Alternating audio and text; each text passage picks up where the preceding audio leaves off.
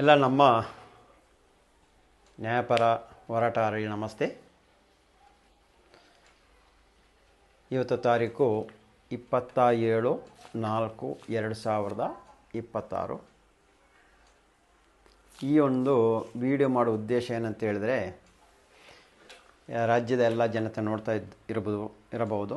ಕಡಬ ತಾಲೂಕು ಅಂದರೆ ದಕ್ಷಿಣ ಕನ್ನಡ ಜಿಲ್ಲೆ ಕಡಬ ತಾಲೂಕು ಕಾಪಿನಬಾಗಿಲು ರಾಧಮ್ಮ ಹಾಗೂ ಮುತ್ತುಸ್ವಾಮಿ ಅವರ ಪರಿಶಿಷ್ಟ ಜಾತಿಯವರ ಮನೆಯನ್ನು 1 ವರ್ಷ ಹಿಂದೆ, ಅಂದರೆ 1 ವರ್ಷ ಕಳೆತಿವಾಗ 13/11/2024 ಕಡಬ ತಹಸೀಲ್ದಾರರು, ಪಂಚಾಯತ್ ನಿರ್ವಹಣಾಧಿಕಾರಿ ನವೀನ್ ಭಂಡಾರಿ, ಮೆಸ್ಕಾಂ ಅಧಿಕಾರಿ, ಪೊಲೀಸರು ಹಾಗೂ RI, VA, ಕೌಕ್ರಾಡಿ ಪಂಚಾಯತ್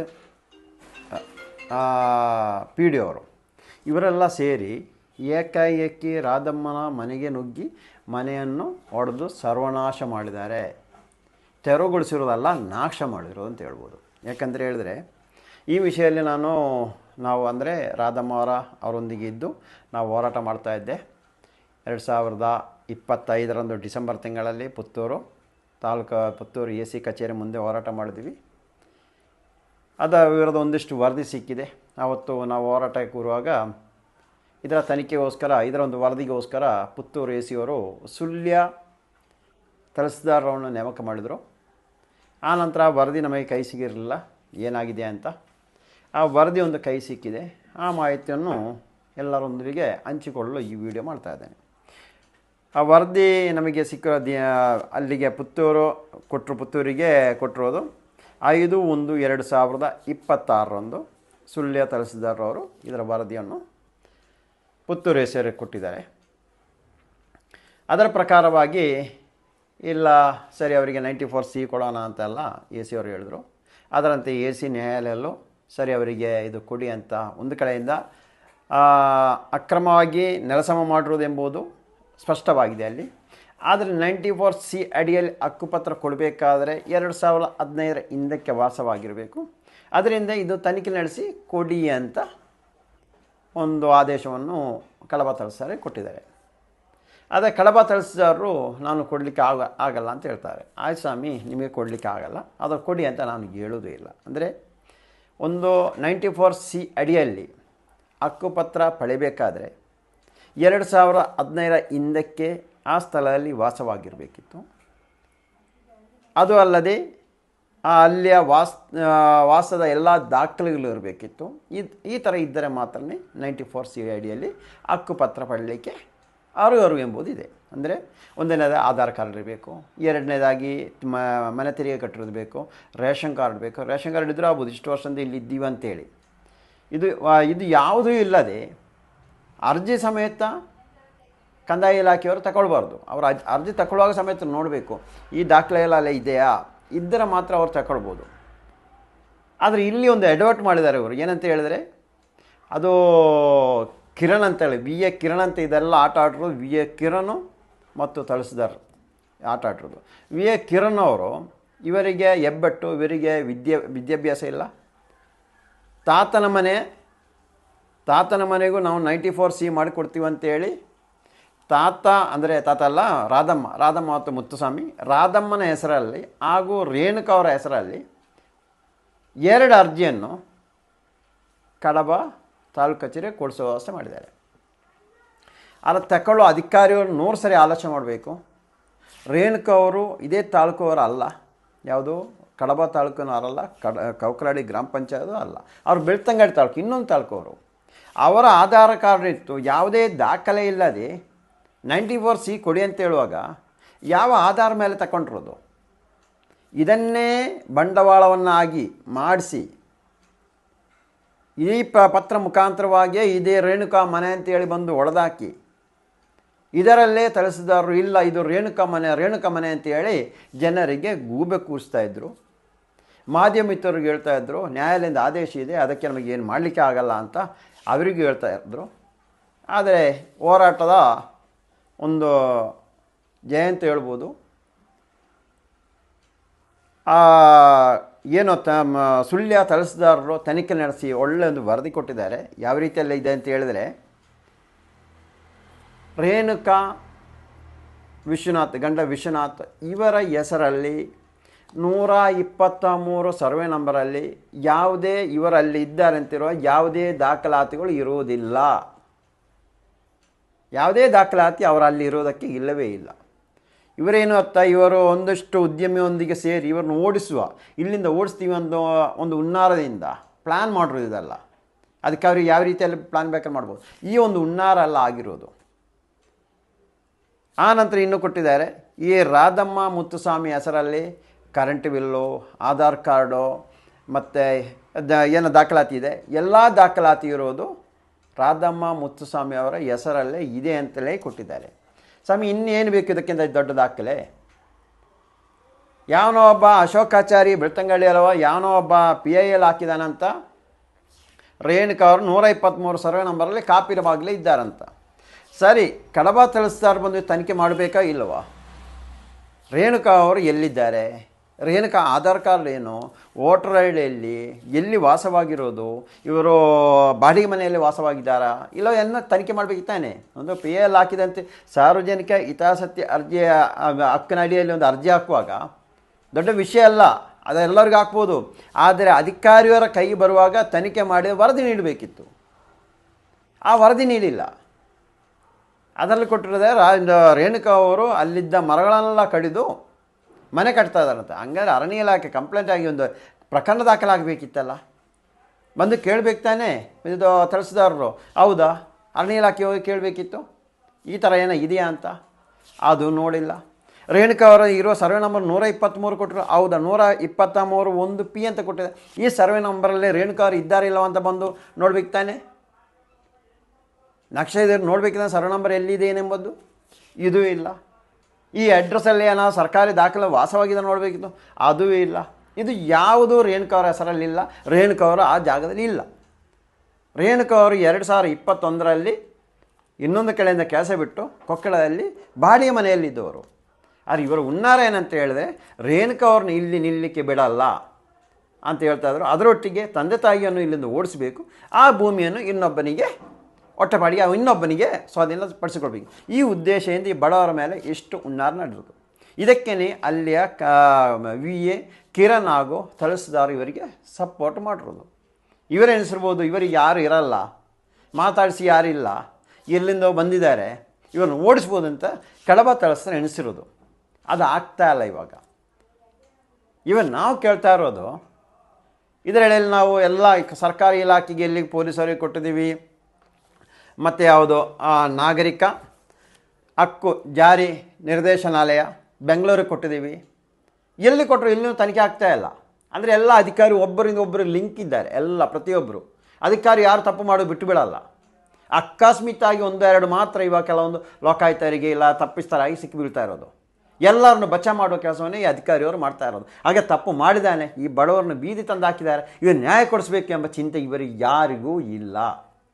ಜಾರಿ ನಿರ್ದೇಶಾಲಯದಿಂದ ಕೊಟ್ಟಿರೋದೇನಂತ ಹೇಳಿದ್ರೆ ಇಲ್ಲ, ಆ ಥರ ಯಾವುದೇ ಒಂದು ಘಟನೆ ನಡೆದಿಲ್ಲ, ಅಲ್ಲಿ ಯಾವುದೇ ಸಾಬೀತಾಗಿಲ್ಲ, ಸಾಕ್ಷ್ಯಾಧಾರಗಳು ಯಾವುದು ಇಲ್ಲ ಅಂತ. ಇವಾಗ ಮುನ್ನೆ ಹೋರಾಟ ಮಾಡಬೇಕಿತ್ತು. ಹಾಗಾದರೆ ನಮಗೆ ಇಷ್ಟು ಸಾಬೀತಾಗಬೇಕಾದ್ರೆ ರೇಣುಕಾ ಅವರು ವಿಶ್ವನಾಥ್ ಅವರು ಅಲ್ಲಿ ಇಲ್ಲ, ಯಾವುದೇ ದಾಖಲೆಯಲ್ಲಿ ಇಲ್ಲ ಅಂತ ಸಾಬೀತಾಗಬೇಕು, ಇದು ಬೇಕಿತ್ತಾ? ಹಾಗೆ PIL ಹಾಕಿರೋ ಸುಳ್ಳಂತ ಸಾಬೀತಾಗಿ ಇದು ಬೇಕಿತ್ತಾ? ಇವಾಗ ಏನು ಸುಳ್ಯ ತಹಸೀಲ್ದಾರ್ ಕೊಡಬೇಕು ಈ ವರದಿಯನ್ನಲ್ಲ. ಪ್ರತಿಯೊಂದು ಇಲಾಖೆನೂ ಯಾರೊಬ್ಬರು ಇವರಿಗೊಂದು ಸಪೋರ್ಟಾಗಿ ನಿಂತಿಲ್ಲ. ತಪ್ಪಾಗಿದೆ ಒಂದು ತನಿಖೆ ಮಾಡಿ ಇವರು ಎಲ್ಲಿಂದ ಬಂದರು, ಯಾವ ಬಂದಿರೋದು, ಎಷ್ಟು ವರ್ಷ ಇದ್ದರು, ಏನೆಲ್ಲ ಆಗಿದೆ, ಏನೆಲ್ಲ ಕೆಲಸ ಕಾರ್ಯಗಳು ಮಾಡ್ತಾ ಇದ್ದೀವಿ, ಏನೋ ಒಂದು ತನಿಖೆ ಮಾಡಿಲ್ಲ. ಯಾರೋ ಸ್ಪಾಟ್ಗೆ ಬಂದಿಲ್ಲ. ಬಡವರಲ್ಲ ಸ್ವಾಮಿ, ಅವ್ರು ಯಾರು ಕೇಳೋರು ಇಲ್ಲವಲ್ಲ. ಈ ಚಿಂತೆಯಲ್ಲಿ ಇವರು ಕೂತಿದ್ದರು. ಅಲ್ಲಿಂದ ಇವಾಗ ಈ ವರದಿಯನ್ನೆಲ್ಲ ಇಟ್ಟು ಇವಾಗ ಅಲ್ಲಿಂದ ಮೊನ್ನೆ ಪುತ್ತೂರು MLA ಅವರು ಕಡಬ ತಹಸೀಲ್ದಾರಿಗೆ ಫೋನ್ ಮಾಡಿದಾರಂತೆ. ಫೋನ್ ಮಾಡಿ ಕೇಳುವಾಗ ಇಲ್ಲ ಕೊಡಲಿಕ್ಕೆ ಆಗೋದೇ ಇಲ್ಲ ಅಂತ. ಹೌದು ಸ್ವಾಮಿ, ನನ್ನ ಪ್ರಕಾರ ನಿಮಗೆ ಕೊಡಲಿಕ್ಕೆ ಆಗಲ್ಲ. ದಾಖಲೆ ಅಂದರೆ 2015 ಹಿಂದಕ್ಕೆ ವಾಸವಾಗಿರೋ ದಾಖಲೆ ಇಲ್ಲ. ಅದೇ ರೀತಿಯಲ್ಲಿ ಕಡಬದಲ್ಲಿ ನೀವು ಕೊಟ್ಟಿರೋ ಸ್ವಲ್ಪ ಎಲ್ಲ ಕೆಣಕಿ ಎಷ್ಟು ಕೊಟ್ಟಿದ್ದೀರಂತ ನೀವು ಅದೆಲ್ಲ ಕೆಳಗೆ ಗೊತ್ತಾಗುತ್ತೆ. ಯಾವುದು ದಾಖಲೆ ಇಲ್ಲ ನೀವು ಕೊಟ್ಟಿರೋದು, 1-2 ಕೊಟ್ಟಿರೋದು. MLA ಅವರು ಫೋನ್ ಮಾಡುವಾಗ ಇಲ್ಲ ಕೊಡಲಿಕ್ಕೆ ಆಗಲ್ಲ ಅಂದರೆ ನೀವು ಕೊಡೋದೇ ಬೇಡಿ. ನಾನು ಕೇಳ್ತಾ ಇರೋನು ಸ್ವಾಮಿ, ನೀವೇನೋ ಒಂದು ಯಾರಿಂದಲೋ ಒಬ್ಬ ಅಶೋಕಾಚಾರ್ಯಿಂದ ಸಾರ್ವಜನಿಕ ಹಿತಾಸಕ್ತಿ ಅರ್ಜಿಯಲ್ಲಿ ಒಂದು ಅರ್ಜಿ ಹಾಕಿ ತಂದು ನೀವು ಅದಕ್ಕೆ ಸಪೋರ್ಟ್ ಮಾಡಿ ಮನೆ ಕೆಳಗೆ ಹಾಕಿದಿರಲ್ಲ. ಯಾರ್ದೋ ಹೆಸರಲ್ಲಿ ನೋಟಿಸು, ಯಾರ್ದೋ ಹೆಸರು ಮನೆ ಕೆಳಗೆ ಹಾಕಿರೋದು. ಈ ಮನೆ ಕೆಳಗೆ ಇದಕ್ಕೆ ಬನ್ನಿ ನೀವು. ಅದಕ್ಕೆ ಹೆಂಗೆ ಕೊಟ್ಟಿದ್ದಾರಲ್ಲ, ಇದು ರೇಣುಕಾ ಸಂಬಂಧ ಇಲ್ಲ ಅಂತ ಇನ್ನೂ ಕೊಡಿ ನಮಗೆ. ಅವರು ಪರಿಶಿಷ್ಟ ಜಾತಿಯವರು, ವೃದ್ಧರು, ಮನೆಯಿಂದ ನೀವು ಎಳೆದು ಹಾಕಿದಾರ, ಹೊರಗೆ ಹಾಕಿದಾರಲ್ಲ. ಉಪ್ಪಿನಹಳ್ಳಿ ಪೊಲೀಸರು ಕೇಳ್ತಾ ಇದ್ದೀನಿ ನಾನು, ನೀವೇನೋ ಲೆಟ್ರ್ ತಗೊಂಡಿದ್ದೀರಾ ಇವ್ರನ್ನ ಮನೆಯಿಂದ ಎಳೆದು ಹೊರಗೆ ಹಾಕಲಿಕ್ಕೆ?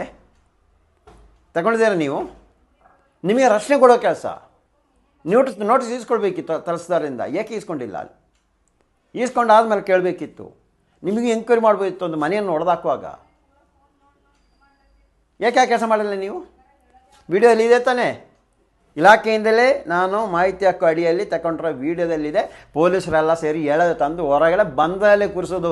2 ಕಡೆ ಪೊಲೀಸರು ನಿಮ್ಮ ಅಧಿಕಾರಿ ನಿಂತು ಮಧ್ಯದಲ್ಲಿ ಕೂರಿಸೋದು ಬಂಧನ. ಒಂದು ಪರಿಶಿಷ್ಟ ಜಾತಿಯವ್ರನ್ನ ಬಂಧನಲ್ಲಿ ಇರಿಸಿರೋದು, ಮನೆಯಲ್ಲಿದ್ದ ಮೆಟೀರಿಯಲ್ನೆಲ್ಲ ತೆಗೆದು ಬಿಸಾಕಿರೋದು, ಮನೆಯಲ್ಲಿದ್ದ ಸಾಮಗ್ರಿಯನ್ನೆಲ್ಲ ಹೊಡೆದಾಕಿರೋದು. ಆ ತಾಯಿ ಹೇಳ್ತಾ ಇದ್ದಾರೆ, ಆ ಅಜ್ಜಿ, ಒಂದು ಓಲೆ ನಂದಿದೆ ಬಾತ್ರೂಮ್ ತೀರ್ತೀನಿ, ಅದಕ್ಕೂ ಬಿಟ್ಟಿಲ್ವಲ್ಲ ನೀವು? ಬಿಟ್ಟಿದ್ದೀರಾ? ಅವ್ರ ನೀರಿನ ಪಾತ್ರೆ ಎಲ್ಲ ಪಾತ್ರೆನ ಇತ್ತಾಚೆಯಲ್ಲಿ ಹೊಡೆದಾಕಿರಲ್ಲ ನೀವೆಲ್ಲ ಮನುಷ್ಯರ? ನೀವು ಒಟ್ಟಿಗೆ ಬಂದವರೆಲ್ಲ ಮನುಷ್ಯರ ನೀವು? ಯಾವ ಕಾರಣಕ್ಕೆ ಈ ಥರ ಮಾಡಿರೋದು? ಪ್ರತಿಯೊಬ್ಬರ ಮೇಲೆ, ಅಲ್ಲಿ ಯಾರೆಲ್ಲ ಬಂದರೆ ಪ್ರತಿಯೊಬ್ಬರ ಮೇಲೆ ಇವಾಗ ಪ್ರಕರಣ ದಾಖಲು ಮಾಡ್ತಾ ಇದ್ದೀವಿ ನಾವು. ಒಬ್ಬರ ಮೇಲೆ ಅಲ್ಲ, ಪ್ರತಿಯೊಬ್ಬರು. ಇನ್ನೊಂದು ಕಡೆ ಹೋಗುವಾಗ ನೀವು ನೆನಪಿರಬೇಕು, ನಾನು ಪತ್ರ ತೆಗೆದು ಓದಬೇಕು, ಕಾನೂನು ಪ್ರಕಾರ ಮಾಡಬೇಕು. ಯಾವನೋ ಮೇಲೆ ಕೂತು ಹೇಳುವಾಗ ನಾನು ಹೋಗಿ ಮಾಡೋದಲ್ಲ ಅಂತ, ಮೌಖಿಕ ಏನೇನು ಮಾಡೋದಲ್ಲ ಅಂತ, ಪತ್ರ ಮುಖಾಂತರ ಮಾಡಬೇಕು. ಹೇಳೋರು 100 ಜನ ಇರ್ತಾರೆ, ಬನ್ನಿ ಕರ್ಕೊಂಡು ಹೋಗಲಿ ಅಂತ, ಕರ್ಕೊಂಡು ಮಾಡಿಸಲಿಕ್ಕೆ. ಇವಾಗ ಇದುವೇ ಉತ್ತರ ಕೊಡಿ. ನೀವೆಲ್ಲ ಹೇಳೋ ತಂದು ಹೊರಗೆ ಹಾಕಿದಾರಲ್ಲ, ನೀವು ಇದರಲ್ಲಿ ಸುಳ್ಳು ತಳಿಸ್ತಾರೆ. ಈ ಒಂದು ತಪ್ಪು ಮಾತ್ರ ಮಾಡಿದ್ದಾರೆ. ಅವ್ರು ಹೇಳ್ತಾ ಇರೋ ಪ್ರಕಾರ 1 ವಾರ ಹಿಂದೆ ಇವರಿಗೆ ನೋಟಿಸ್ ಕೊಟ್ಟಿದ್ದಾರೆ. ಈ ಮೇಲ್ಕೊಂಡು ಯಾವುದೇ ಕಾರಣಕ್ಕೂ ಅವ್ರು ನೋಟಿಸ್ ಕೊಟ್ಟಿಲ್ಲ. ಇವರ ಕೊಟ್ಟಿರೋದು ರೇಣುಕಾ ಅವರು ಬೇರೊಂದು ಕೊಕ್ಕಳಲ್ಲಿ ಬಾಡಿಗೆ ಮನೆಯಲ್ಲಿರುವಾಗ ಯಾವ ಭಟ್ರ ಮನೆಯ ತೋಟದ ಕೆಲಸಕ್ಕೆ ಹೋಗ್ತಾ ಇರುವ ಅಲ್ಲಿಗೆ ಕೌಕ್ರಾಡಿ ಪಂಚಾಯತಿ ವಿ ಎ ಬಂದು ಕೊಟ್ಟಿರೋದು. ಅವು ಬೇಕಂತ ಕೊಟ್ಟಿರೋದು, ಅವನೇ ಕೊಟ್ಟಿರೋದು. ಈ ಲೆಟ್ರನ್ನು ನೀವು ತೆಗೆದೇ ಇದ್ದರೆ ನಿಮ್ಮ ತಂದೆ ತಾಯಿಯ ಮನೆಯನ್ನು ಹೊಡೆದಾಕ್ತೀವಿ ಅಂತ ಅವನೇ ಹೇಳಿರೋದು. ತೆಗೆಸಿಕೊಟ್ಟು ಅದು ಯಾವ ಡೇಟಿಗೆ? 12/2/2024 2024 12/2/2024 ಕೊಟ್ಟಿರೋದು. ಆನಂತರ ಯಾವುದೇ ಪತ್ರ ಬಂದಿಲ್ಲ. ಪೊಲೀಸರಿಗಾದರೂ ಒಬ್ಬರ ಮನೆಗೆ ನುಗ್ಗುವ ನೀವು ಕೇಳ್ಬೋದಿತ್ತಲ್ಲ, ಯಾವ ಜಾತಿಯವರು, ಏನು ಇದು ಹೌದಾ ಅಲ್ವ ಅಂತ ಕೇಳ್ಬೋದು. ಏಕೆ ಕೇಳಿಲ್ಲ? ಕಳವ ಮೆಸ್ಕಾಂ ಅವರು ಕಟ್ ಮಾಡಿದಾರಲ್ಲ, ಆವ ಲೈನ್ ಮ್ಯಾನ್ ಹೇಳ್ದ ಅಂತ. ಇಲ್ಲ, ಇದಲ್ಲ, ಇದು ರಾಧಮ್ಮನ ಮನೆ, ಬಡವರು, ಯಾವುದೂ ಕೇಳಿಲ್ಲ, ದಬ್ಬಾಳಿಕೆ ಮಾಡಿದಾರಲ್ಲ ಕಳವ ತಲಸ್ದಾರರವರೇ. ನೀವು ಮಂಜುಳಾ ಅವರು ಹೇಳಿದಾರಲ್ಲ, ಕೌಕ್ರಾಡಿ ಪಿ ಡಿ ಅವರು, ಆ ವೃದ್ಧರು, ಇಲ್ಲ ಇದು ರೇಣುಕಾ ಸಂಬಂಧ ಇಲ್ಲ ಅಂತ. ಅದಕ್ಕೆ ಅವ ನಿಮ್ಮ ಅಧಿಕಾರದ ಪವರ್ ತೋರಿಸ್ತಾ ಇದ್ದಾರೆ. ನೀವು ನಮಗೇನು ಬೇಕಾದ್ರೂ ಮಾಡ್ಬೋದು ಅಂತೇಳಿ. ದಂಡಾಧಿಕಾರಿ ಅಂದರೆ ಏನು ಗೊತ್ತಾ ನಿಮಗೆ? ಆ ಗೊತ್ತಿದ್ದರೆ ಆ ಚೇರಲ್ಲಿ ಕೂರಬೇಕಿತ್ತು ನೀವು.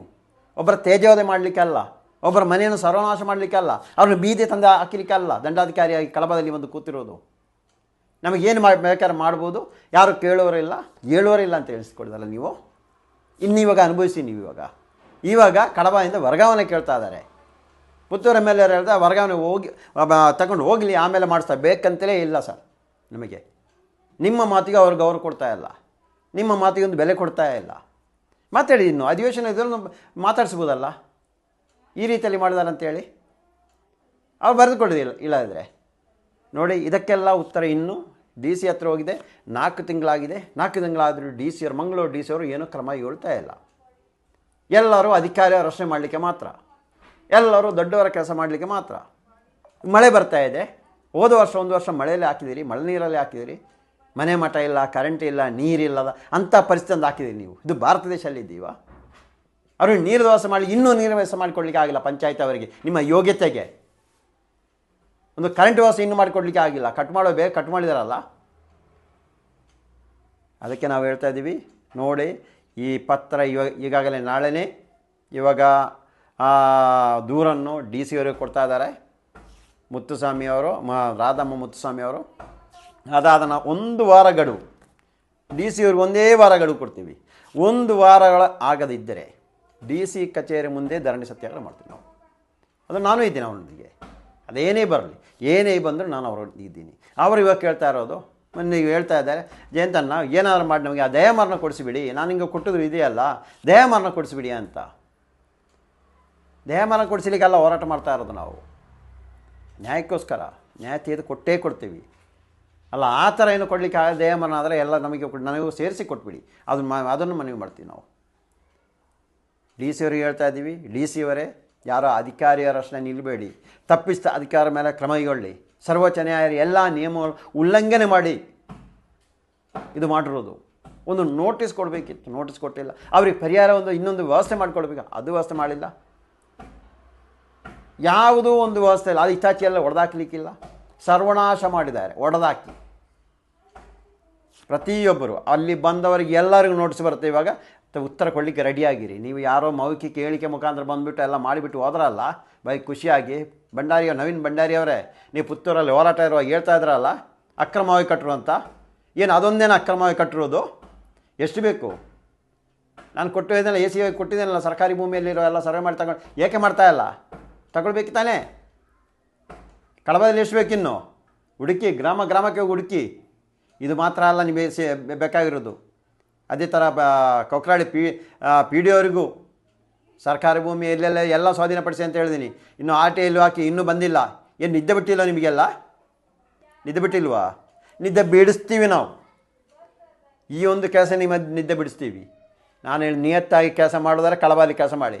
ಇಲ್ಲ ಯಾರ್ದಾರು ಹೊಟ್ಟೆಗೆ ಹೊಡಲಿಕ್ಕೆ, ಯಾರ್ದಾರ್ದು ಎಂಜಲ ಕಾಸಿಗೆ ಕೈ ಚಾಚಿ ಕೆಲಸ ಮಾಡಿದರೆ ಕಡಬ ತಳ್ಕೊ ಬರಬೇಡಿ. ನನ್ನ ಕಣ್ಣು ಮುಂದೆ ಬಿದ್ದರೆ ಮಾತ್ರ ನಾನು ಬಿಡುವನು ಅಲ್ಲವೇ ಇಲ್ಲ. ಅದು ಪ್ರತಿಯೊಬ್ಬರಿಗೆ ಗೊತ್ತು. ಅದರಿಂದ ಪ್ರತಿಯೊಬ್ಬರು, ಅದು ಅಲ್ಲದೆ ಇದನ್ನು ತನಿಖೆ ಮಾಡುವಾಗ 2015 ನಂತರ ವಾಸವಿದ್ದು 94C ಅಡಿಯಲ್ಲಿ ಹಕ್ಕುಪತ್ರ ಕೊಟ್ಟು ಅದನ್ನು ದಾಖಲೆ ತನಿಖೆ ನಡೆಸಿ ಕಡಬ ತರಿಸ್ತಾರ ಮೇಲೆ ಕ್ರಮ ಕೈಗೊಳ್ಳಬೇಕು. ಮೊದಲನೇದಾಗಿ ಈ ಪತ್ರ ಹೋಗುವಾಗ ಇವೆಲ್ಲ ಎ ಸಿ ಅವರ ಪತ್ರ ಬಂದಿರುತ್ತೆ, ಅದರ ಪ್ರಕಾರ ನಾವು ಅಮಾನತು ಮಾಡಬೇಕು. ಅಮಾನತು ಮಾಡಿ ತನಿಖೆ ನಡೆಸಬೇಕು. ತನಿಖೆ ನಡೆಸಿ ಕ್ರಮ ಕೈಗೊಳ್ಳಬೇಕಾಗಿ ಈ ಮೂಲಕ ನಾನು ಎಲ್ಲ ಅಧಿಕಾರಿಗಳನ್ನು ವಿನಂತಿಸಿಕೊಳ್ತಾ ಇದ್ದೀನಿ.